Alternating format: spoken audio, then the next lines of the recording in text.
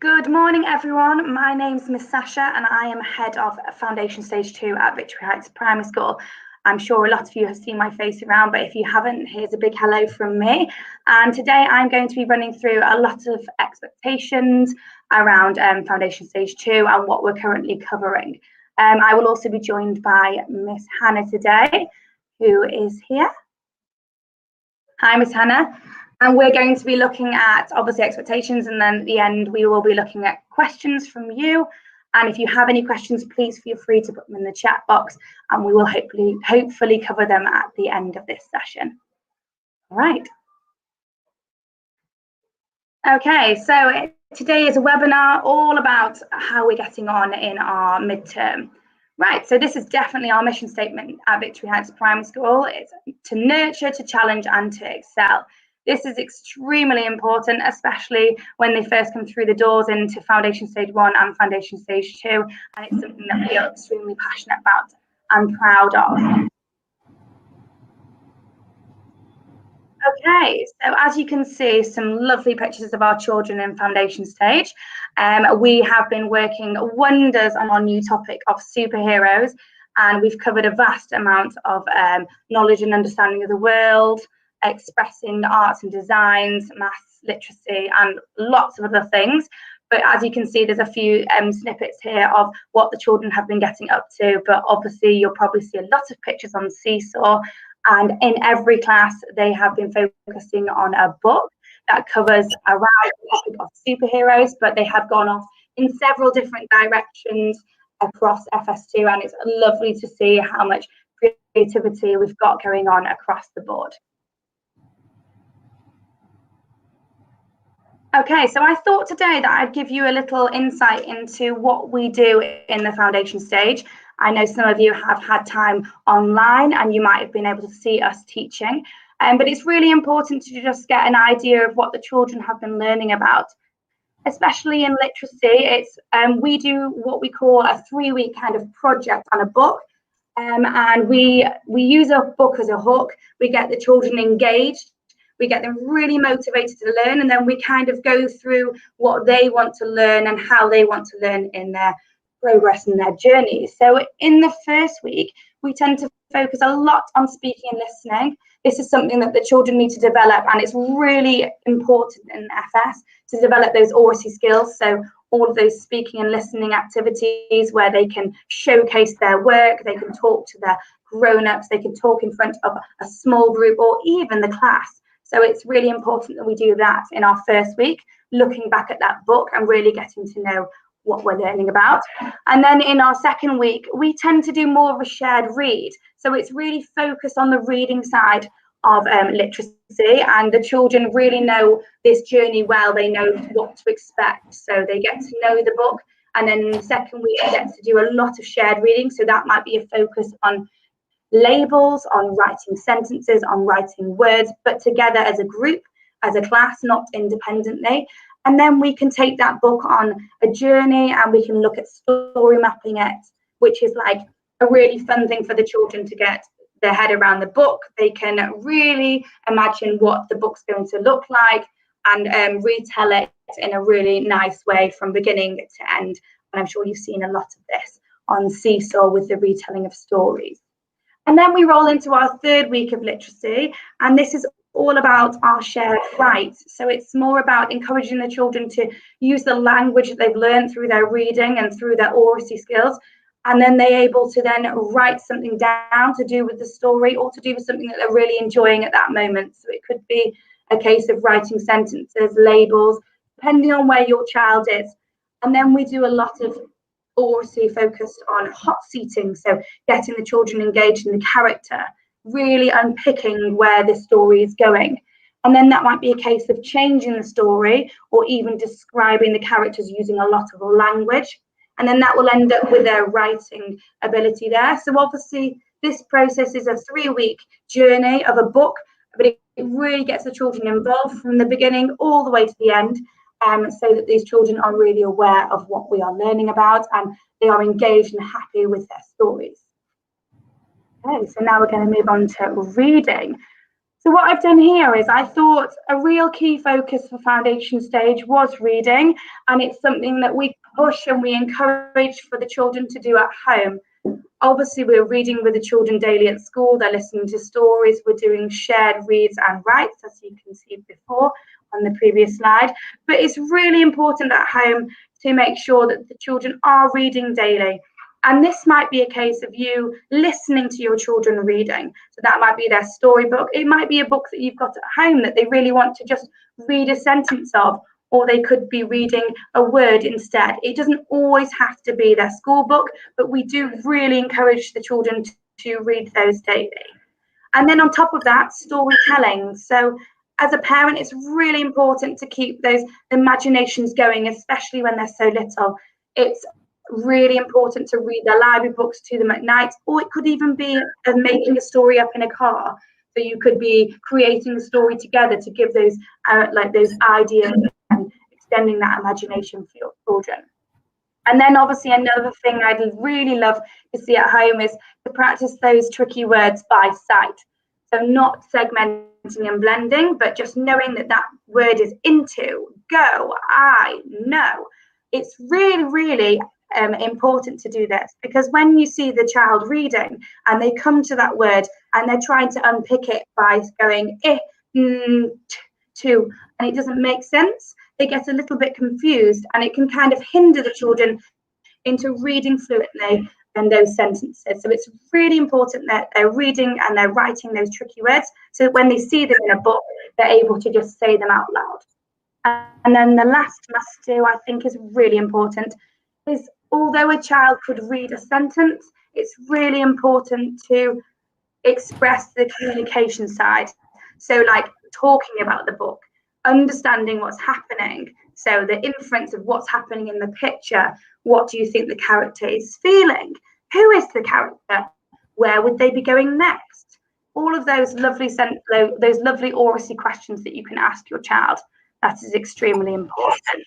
So I've put a little reading strategy here on the left, and it's all about what you can do with your child at home, because I know sometimes we can say all these lovely words and these lovely things, but actually it's what can you do for your child at home.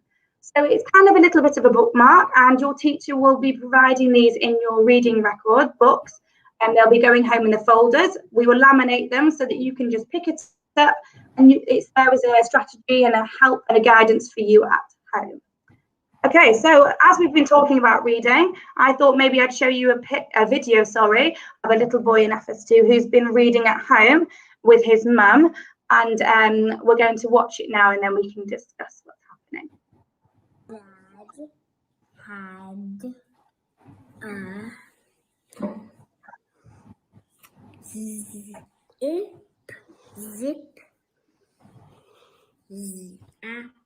zap, zip, zap. You read the speech bubble. I will Good.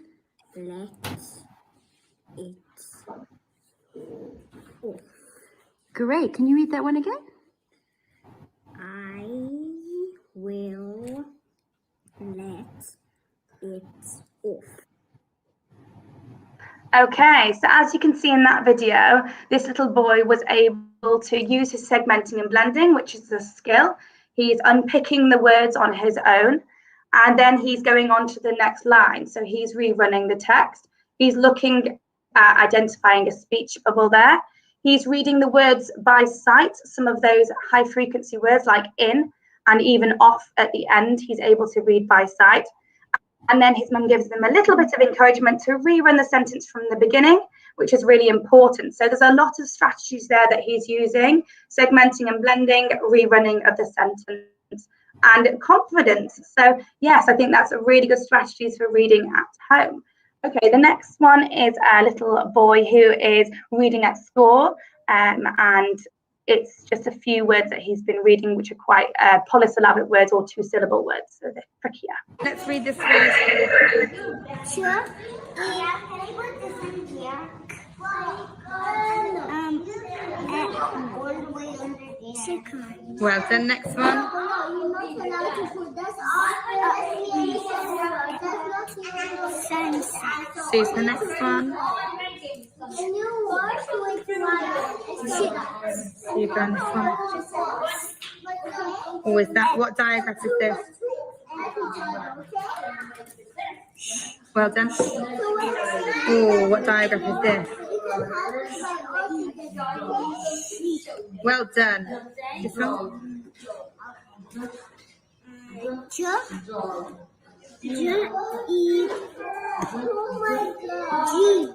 Jeeps. Well done. Last one. Last one here. That's so much shops. Well done, Ryan. Super reading. Okay, so that really showed how much he knows his diagraphs. So he's using his phonics to read words. He's reading 2-syllable words like sunset, and the confidence you can see is really there. So it's key to remember that not every child is the same, but if they are ready to do it, then give them that little push and they're able to get there. Okay, let's have a little look at some phonics. As we were talking about the reading there, I thought we'd go on to the phonics. And this is a really important picture here for our FS2 children. Not every child is the same. You might think to yourself here, oh gosh, my child isn't writing at that level. Her handwriting doesn't look like that. So I don't want you to panic and think, oh, this isn't what my child is doing now. Every child is different. But this is a progression. This is where a child was on the left, you can see. So every day we teach phonics, we teach a new sound, we recap the sound. So you can see the difference. This is the oo sound. We wrote some words and we tried to write a little caption. As you can see, the progress is fantastic. We're now on to a diagraph oo, and she's writing words, but oot, oon, ood, and then I had food on the moon. So it just shows what the children are able to do. And when they're applying those sounds on their own, they're able to apply it to words and to apply it to sentences. Okay.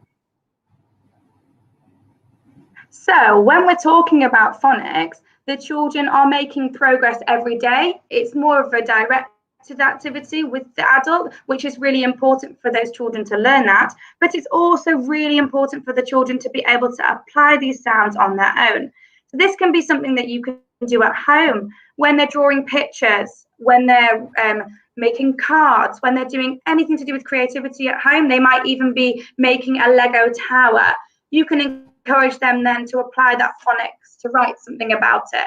As you can see here, a few of the girls and the little boy there were writing some sentences. So a little girl at the top was making a lovely superworm for our superworm book. And she decided to write a sentence about the superworm. The superworm is friendly and lovely. And you can see she's used a lot of those phonics, the phonics sounds there when writing that sentence. And as long as we can read it, that's absolutely great at this age. Another little girl here has written a sentence about a caterpillar and a worm, and the worm was very long. So you can see she's used the digraph at the end there. So it's just really important to get your children to apply the sounds that they're hearing at school and maybe ask them, oh, what sound have you learnt this week? You know, can we use it in something around the house, or even when they're in the car? Oh, what does that look like? Should we think about what digraph might be in that word? You know, it's all those little things that can help them to progress in applying that phonics to their reading and their writing.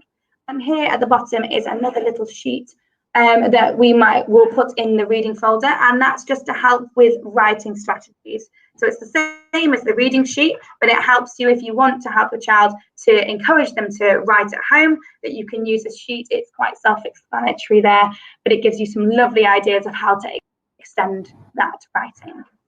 All right. Okay, so obviously we've had the reading and then we've had the phonics, and then this leads into the writing. And it's really important because they all just go together. So we can't just have one without the other. Reading is really important to do at home so that we can extend this writing at school. And like I said before, please don't worry and think, gosh, this isn't what my child's doing, because every child is different. So as you can see here, there's a range of writing from this term. We've got story maps on the right here, which is Aurasie, so it's developing those language skills for reading and retelling stories. So they've just drawn the pictures in a story map version, and the teacher has explained what they have said and given the direct speech of that child. You can see in the middle here is a child writing about themselves, and we do this every term. We do a self-portrait of themselves, and this is a little girl who was writing that she has blonde hair. So you can see the digraphs there, the sound in her hair.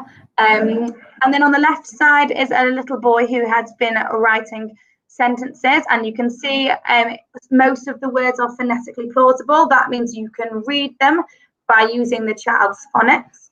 And then at the bottom here is, it's not just all about writing, it's about putting those sentences back together. So this is really important for reading and writing, is that they're able to put the words back together. So they're composing a sentence by using grammar, so a capital letter at the beginning, full stop at the end, and they're able to order the words to make a sentence for the writing side.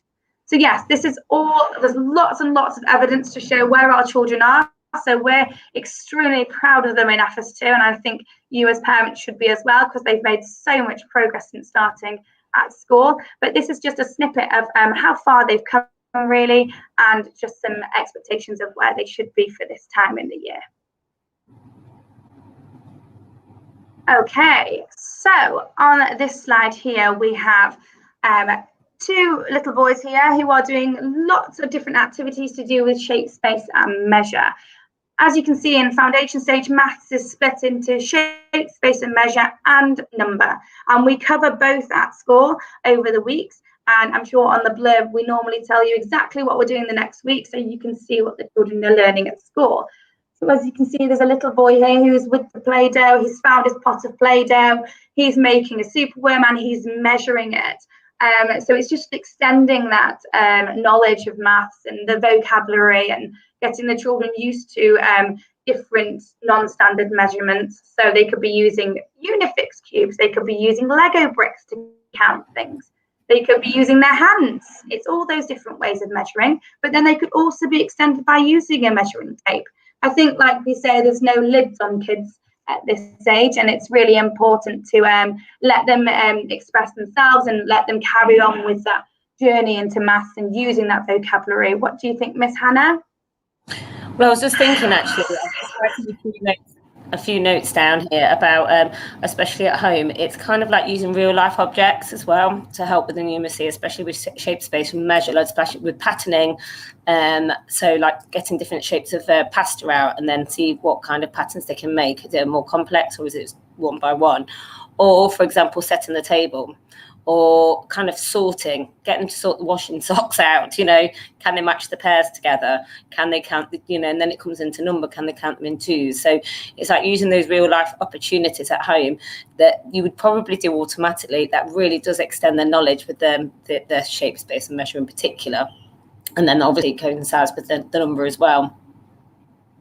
Yes, definitely. Okay, well, I have a video here. It's actually running with more number, but obviously you can use it in shape, space and measure as well. So I'll play you the video and then we can have a discussion about what we think it is. There are 5 frogs in my pond. 3 jump out. How many are left? There's 5 frogs in the pond. 3 jumped off, and how many left? 2. And 2 jumped off. How many? 0. Well done. Okay, so as you can see in this video, it's just amazing to see how young the children are, but how much they're able to use the language of mathematics in a way that it's not just, okay, 4 add 2 and they're written sum.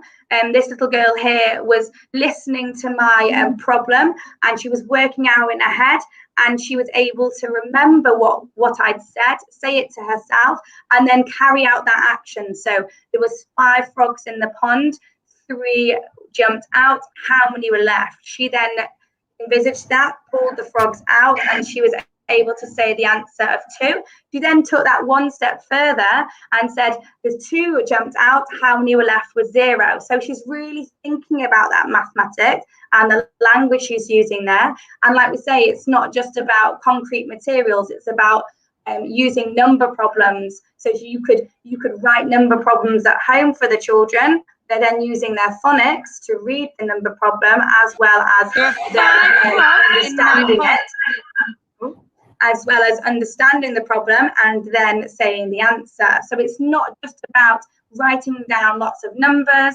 It's not about just doing addition and subtraction or finding a different measurement. It can be anything. It can be a problem solve. So writing lots down.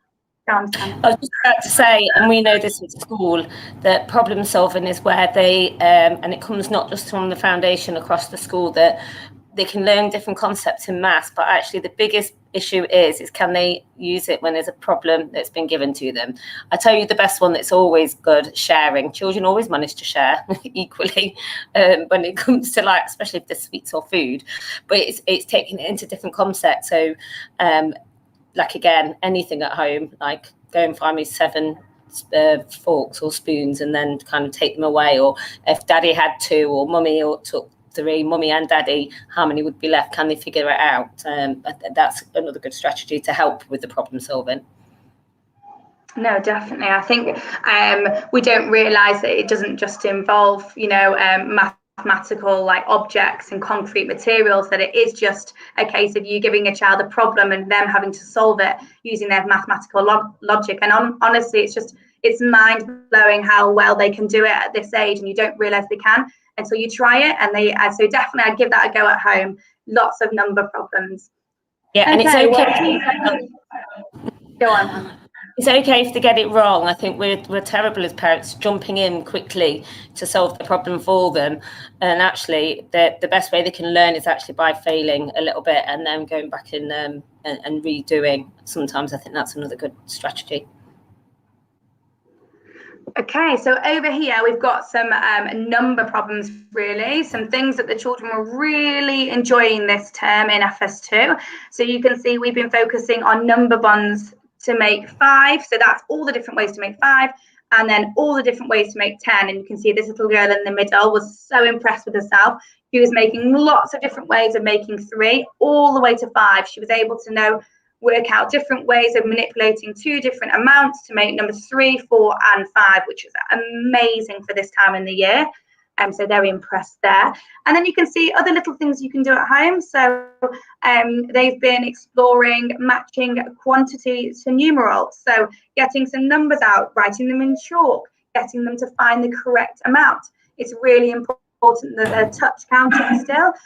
Although some of the children can do it mentally, it's still really important to get them to touch count, because it's a skill that they should be using so that when they're moving on to addition and subtraction more and less than, that they're able to do that. And you can see here some children that have just been using the light box to explore numbers, and this was a trolley activity, just absolutely lots of things to count, really random things like oranges. So it can be things at home that you don't have at school, but they were making numbers and then finding the correct amount. And honestly, they can spend hours doing it and they don't realise they're doing maths, but they are. So it's lovely. It's been lovely to see this term how much maths we've explored. Okay, so lastly on our maths front, I've put the speech there of no lids on kids, because it is really important, and I don't want you to see this and think, oh, my child can't write past 20, because they don't need to at this age. They don't need to perfect their number writing past 20, but if they're ready, why not? We have no lids on kids at this age, the whole way through Victory Heights, and it's something that we're very proud of. So if they can do it, then why not? This is a child that you can see in September was writing the numbers to 20, but you can see a lot of reversals there, which is absolutely fine. And then we're going from right to left instead of left to right. But you can see the difference now with a little bit of squared paper, which is really good for them to write their numbers on. She's gone from 1 all the way to 63. She probably could have carried on, but the page ran out of squares, and she probably got a little bit tired. But you can see still a few reversals, but that's nothing to worry about. And I think reversals at this age is extremely common, and it's just practice, really, just practicing those numbers. But I just wanted to show you this and how far the children have come this year, and especially this term. It's fantastic to see the progression in maths. Okay, and then on our VHPS app, you probably will have seen the policies for mathematics there. And there's one on subtraction and addition, which is something that we will be covering and we have covered in FS2. So this is something that you might want to have a little glance at if you are helping your child at home. I screenshotted a quick summary of the EYFS Year 1. I won't go into too much detail on it, but these are the methods that we use at school. So we use the addition sentences, we use the part-whole method, we use Numicon, and we use n squares and obviously number lines. But as you can see on the left-hand side, it shows you at the bottom of the policy the benefits of using that method. And I know at school, we've all been taught different ways of getting to find an answer. And I know there's so many new ways of teaching your children. But if you want to keep yourself in the loop of what the children are learning at school and why they're using it, then this is probably a really good policy to look at. And it shows you the benefits of like the part-whole method, which is on the left there, of finding the total amount. So it's just something to cast your eyes over. And if you do want to look, it is on our app. Okay, so obviously the last one is Aurasie, and we spoke a little bit about this in literacy, but this is something that doesn't involve the reading and the writing, but it very much adds up to it. It's really important to get your children talking to you after school. What have you been doing? If they say, a lot of them would say, I don't know, probably nothing, but they have done a lot, as you can see from here. But it's really important to ask them questions about their day. What have they been doing? Who did you play with? What did you achieve? What did you do in maths? And if they're not wanting to speak to you about that, you could just ask them questions about, on the car journey home, things that they've seen, places that you can see when you're out and about. It's just really important to keep those Aurasie skills going, just to develop those children's imagination so that they can do story mapping, they can do story writing, and they can extend that language at school. There's something that we are doing a lot of in FS2 at the moment, how to say it better. So when we're asking the children things on the carpet, we're not expecting a one-word answer. So an example of this was yesterday we were talking measuring in FS2, Violet. And I was saying to them, okay, come and tell me about length. Come and choose a ribbon. So he got up, a little child did, and he said, short. And I said, oh, how can we say it better? And they just said, my ribbon is pink and it is short. And I said, oh, can we say that even better? And then another child, that ribbon is pink and short, but this ribbon is green and long. So they've really extended that language. So it's not just a one-word answer. And this can run through maths, literacy, day-to-day life. It's just extending that language. So we call it say it better at school, but that's something that you could definitely help at home by asking them to extend their sentence, maybe using a connective like because, and, so, it's really important. What do you think, Miss Hannah? No, it's been one of the key focuses in our school for the past, it has been ongoing, especially as devices, as we know at home, like children stuck to their tablets or their phones or whatever, or the TVs, and it's just the nature of the world and the way it's gone. So what we need to do is make sure we're plugging those gaps where having lunch. I mean, I know with my own stepdaughter that she likes to have dinner at the table, and we make sure that happens. So therefore that conversation's happening. And like you said, that extension of not just one word answers, how can you extend it? It's like it goes alongside with reading. A rich literacy environment will help children. And that has been, and our curriculum will be changing in foundation, but from the UK, that is where it is. A rich language-based curriculum will help your children much further up when they go throughout their school. So very, very important. All right. Okay, so moving on, we are looking at things that you can do to support at home. And I know we've covered a lot, and you're probably a little bit overwhelmed, and there might be some questions that you want to ask us at the end. But we just thought this would be really important at home, just to be reading daily. Like Hannah said, it's really good for the children to have a wide range of language there. So a wide range of texts like non-fiction and fiction books, factual books, information books, things that they can look at. That it's not just their storybook from school, that they're being exposed to a lot of different language there and lots of different texts. And then obviously our weekly homework that will be we've been rolling out from just after this half term. So that's something that's definitely important, and that will cover phonics and maths. Something easy, something quick, something that you can do at home to cover the areas of development and really work with your child in a fun way. And then obviously following those 4 must-dos that we've talked about in reading, they're really important. I think we're having a really big push this term on reading at home.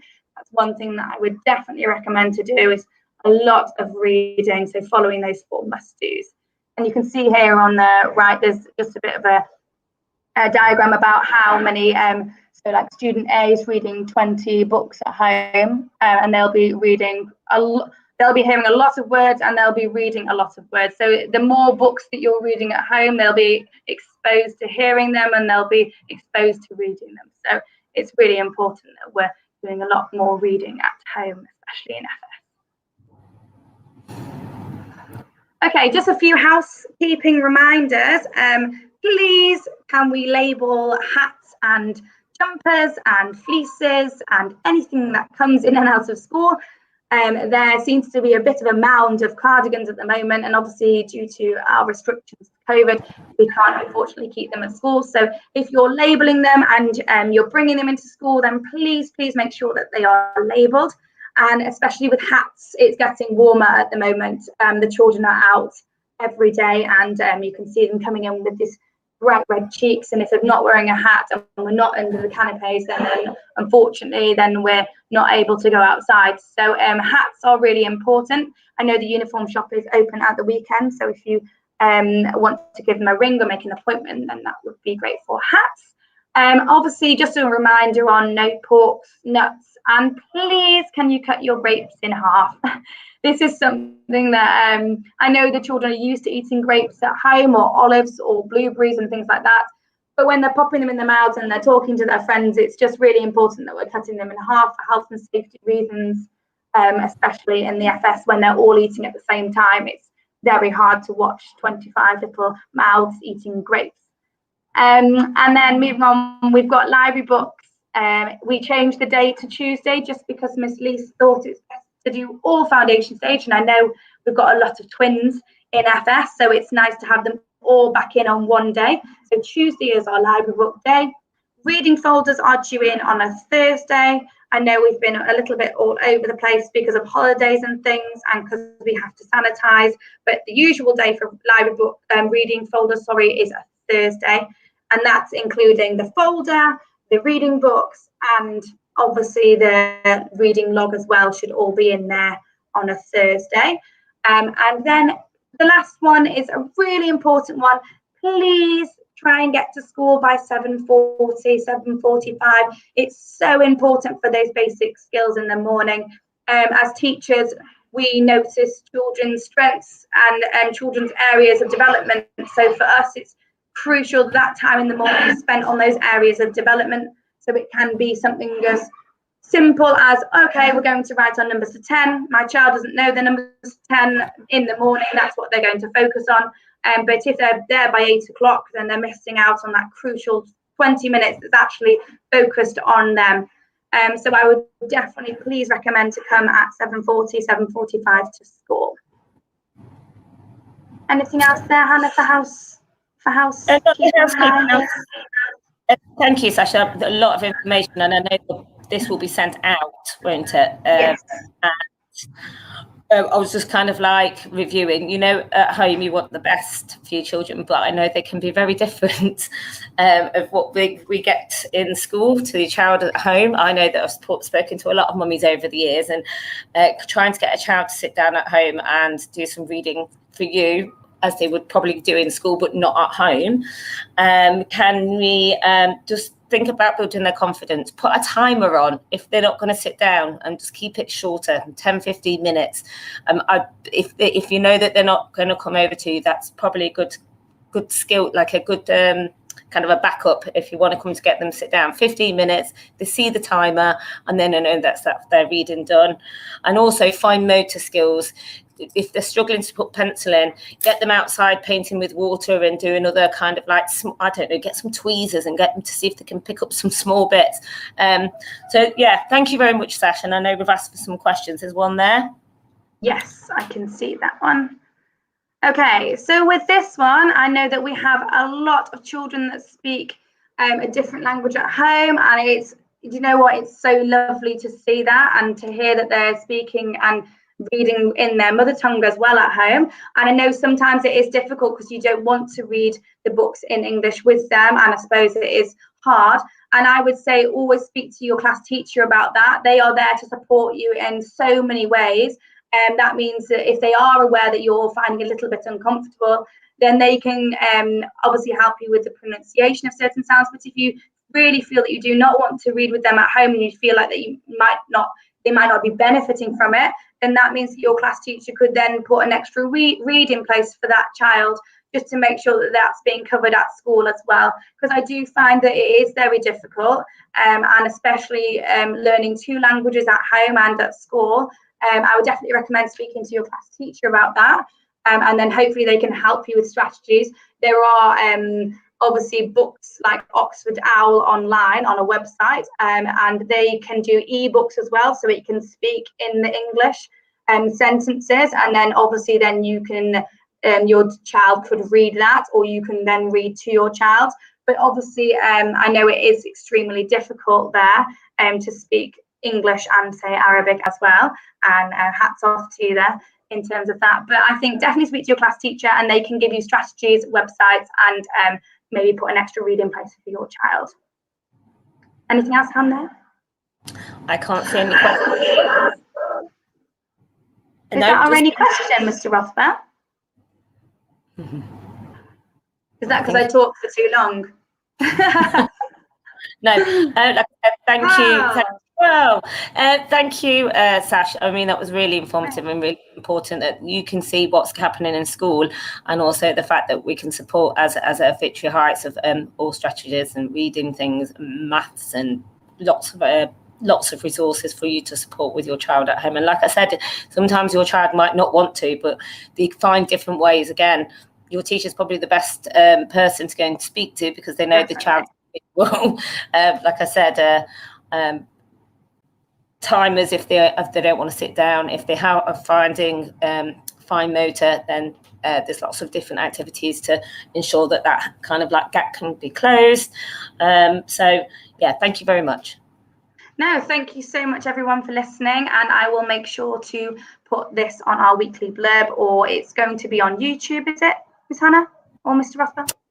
Yes, it's on you. It's going to be on YouTube, and then there you go, on the YouTube channel. All right, thank you so much for listening, everybody. And if you do have any questions, then you can email me or Miss Hannah on our email addresses at school, and hopefully we should be able to cover the rest. All right, thank you so much. Thank you. Bye.